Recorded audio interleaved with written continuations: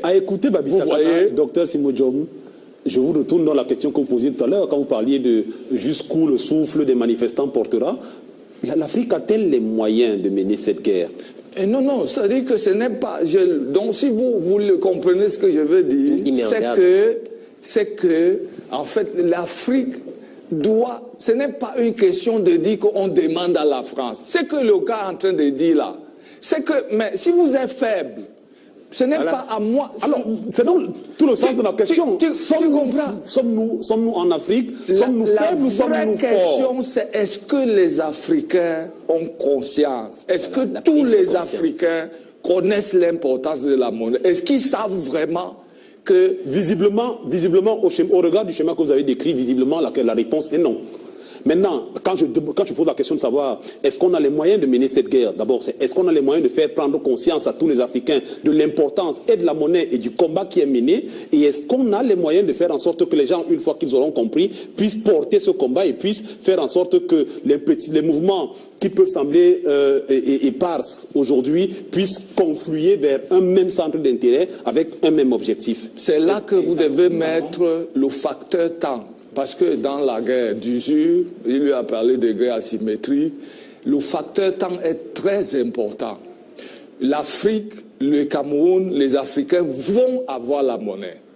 Vous savez, pour moi, c'est affirmatif. C'est juste une question de temps. C'est un problème de temps et d'évolution, vous voyez, des rapports de force, y compris en Afrique. Tout à fait. C'est-à-dire que le mouvement de transformation de l'Afrique qui est en cours ne peut pas s'opérer où on crée une banque centrale, on a des types qui viennent... Mais justement Babissa Kana et docteur Sildio, ma question tient en compte la situation conjoncturelle actuelle, c'est-à-dire que bon, la question de la monnaie, tout aussi importante et pertinente qu'elle soit, n'est pas le seul problème que les Africains ont. Et je veux même dire que si aujourd'hui on le met sur une échelle, en termes de priorité, beaucoup de gens ne vous diront que ce n'est pas la priorité. Aujourd'hui, on est encore dans une situation où des gens ont besoin d'avoir du pain au quotidien. Donc c'est en tenant compte de cette conjoncture-là que je pose la question de savoir, finalement, est-ce que nous avons les moyens, docteur Simodjom?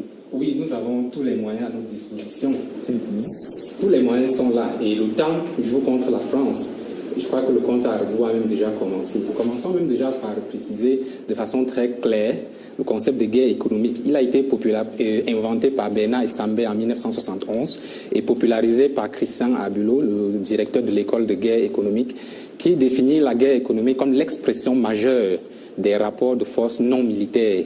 Donc tout ce qui relève des rapports de force sur le plan économique, dans le but d'accroître, de préserver, de multiplier la puissance politique relève de la guerre économique. Et nous sommes ici en présence d'une casuistique de la guerre économique, dont un cas particulier de guerre économique au nombre des autres guerres économiques de notre temps, la guerre fiscale, la guerre du pétrole, la guerre commerciale. Aujourd'hui, nous parlons de la guerre monétaire et d'une guerre monétaire précise qui est localisée. Pour revenir à Michel Sapin, c'est le ministre des Finances. Depuis Pierre Moscovici à Michel Sapin, en passant par Emmanuel Macron, tous les ministres de l'économie ou des finances se sont évertués à renvoyer le camp, la balle dans le camp des Africains. C'est possible qu'ils aient raison. Grosso modo, il y a deux manières de mettre fin aux francs CFA. Il y a la possibilité pour la France de décider un beau matin que ça en est fini de ces accords, je me retire. Mais cette possibilité est improbable. Elle est possible. Et il est possible, d'ailleurs, l'Angleterre avait une zone sterling créée en 1931, légiférée en 1939, mais qui n'était pas juridiquement aussi renforcée, aussi encadrée que la zone franc. Après deux dévaluations en 1948 et je crois en 1969, si mes souvenirs sont exacts, la zone franc a disparu entre 1972 et 1979 parce que l'Angleterre a décidé d'arrêter le contrôle d'échange. C'était quand même 72 pays. C'est l'Angleterre qui a décidé d'arrêter la zone sterling. Mais cette possibilité n'est pas envisageable dans le cas actuel. Pourquoi? Parce que la France, comme je vous l'ai dit, la France a deux enjeux. Il y a deux enjeux pour la France. Il y a un enjeu de puissance, c'est-à-dire avoir une zone d'influence au sein de laquelle elle peut contrôler le développement des pays à qui elle a réservé une division économique qui est celle de la consommation, de la plus-value et de la production de la matière première brute. Donc c'est une division internationale du travail que la France a fait en tant que puissance économique. Elle, à travers même d'ailleurs les accords de partenariat économique, elle a renforcé cette division du commerce international qui consiste à réserver pour les pays africains un rôle de producteur de matières brutes et de consommateur de la plus-value. Donc, ce n'est pas envisageable. C'est pour cela que la France utilise le dilatoire, elle fait dans la manipulation, elle fait dans le maquillage. Par contre, comme je le dis, il y a des moyens. Les Africains ont tous les moyens pour mettre fin à cette servitude. Et cette guerre se déroule sur 4 plans. Il faut d'abord commencer à abandonner certains plans sur lesquels les Africains sont très présents et à rentrer dans le plan que Babi Sakana a vraiment développé tout à l'heure. Le premier plan, c'est le plan technique. Il dit que la monnaie, c'est une affaire d'économistes et de financiers. Et c'est le niveau élémentaire sur lequel les Français aimeraient nous voir, nous autres Africains, mener cette guerre. Mais il faut rapidement quitter ce champ de guerre parce que nous ne gagnerons jamais une guerre technique, étant donné que tous les arguments qui militent en faveur du franc CFA sont des arguments qui relèvent du jargon économique, qui est très abscon.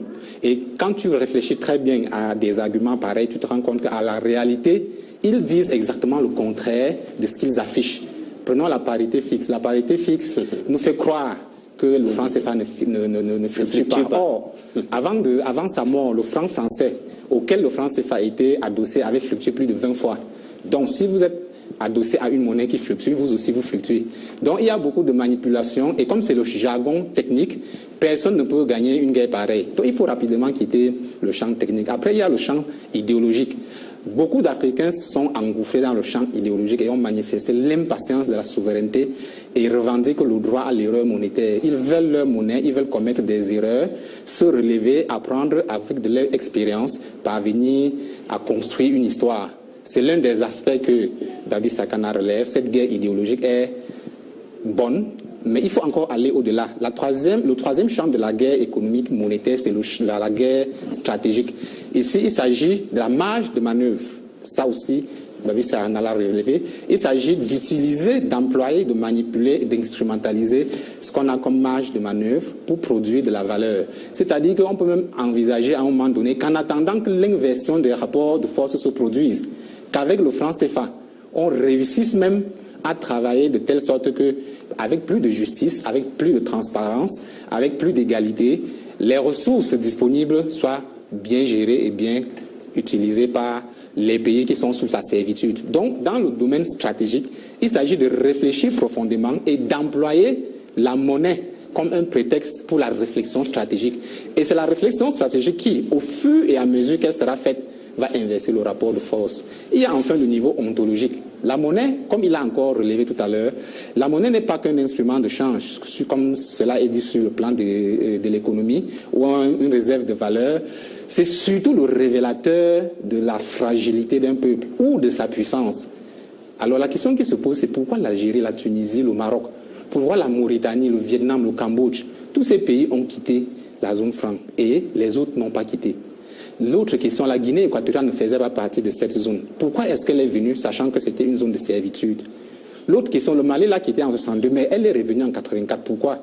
Alors, toutes ces questions nous montrent qu'il y a des peuples qui fonctionnent d'une façon moins vigilante et qui ont des actions un peu moins conséquentes et qui se plaisent dans le rôle des victimes permanentes au lieu de prendre leur destin en main et de travailler pour changer leur servitude en opportunité. Donc, je ne vais pas vous demander qui des nations que vous avez citées fait partie de ce schéma.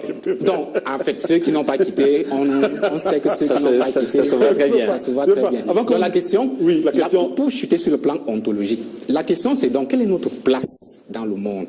Ça, c'est une question que Babi Sakana a aussi posée et que moi, j'aimerais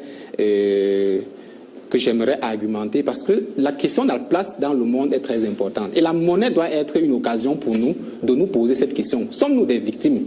Nous plaisons-nous dans le rôle de victime? Des gens qui vont à longueur de journée dire oui, la France a fait ci, à cause de la France, nous n'avons pas fait ça. Est-ce que c'est le rôle que nous voulons avoir?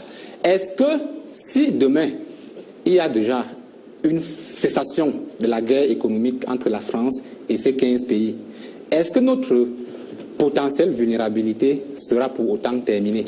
Alors la dernière question, c'est même si jamais nous sommes indépendants sur le plan monétaire, est-ce que nous sommes sûrs qu'il n'y aura pas d'autres guerres dont nous serons victimes? À l'exemple de la guerre des terres, 86% de nos terres arables en Afrique ne sont pas cultivées et elles font l'objet d'une convoitise internationale. Nous allons nous réveiller dans 20 ans. Il n'y aura plus peut-être de guerre monétaire, mais il y aura une guerre des terres arabes. Je vous suggère que nous tentions de répondre